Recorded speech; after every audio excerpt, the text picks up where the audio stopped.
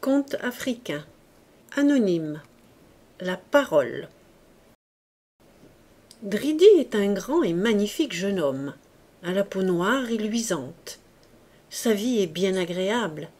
Chaque matin, il lui suffit de se promener le long de la plage, là où les petites vagues s'échouent, en poussant devant lui son épuisette.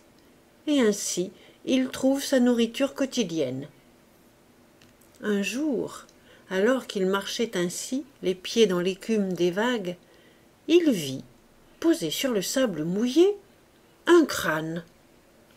Dridi, surpris, mais aussi tout ému, se pencha lentement, observa le crâne, puis il murmura « Crâne, pauvre crâne, qui donc t'a amené là ?»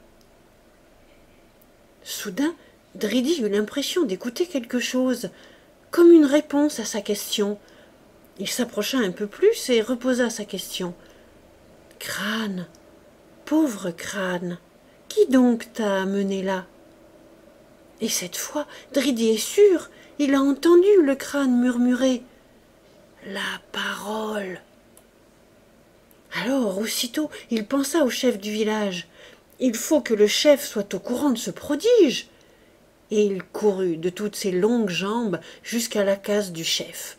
Là, il le trouva, comme d'habitude, enfoncé dans des coussins, gros et gras, en train de manger.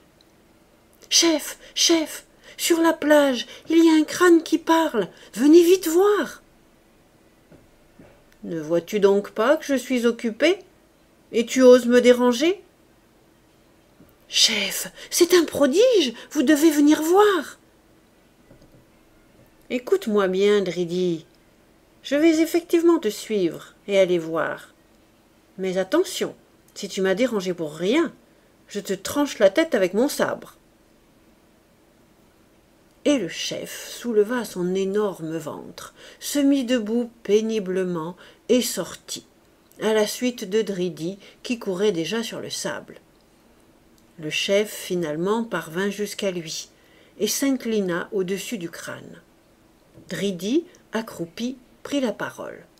« Crâne, pauvre crâne, qui donc t'a amené là ?» Seul le silence suivit la question. « Crâne, pauvre crâne, dis à mon chef qui t'a amené là. » Même silence. Dridi aperçut le sabre du chef qui brillait au soleil. Des gouttes de sueur perlaient sur le front du jeune homme, inquiet. Il renouvela sa question encore une fois. Même silence.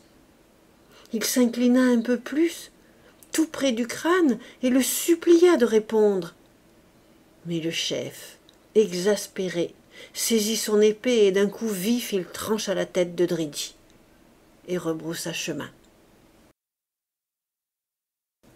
La tête de Dridi roula un peu dans le sable, puis s'arrêta contre le crâne.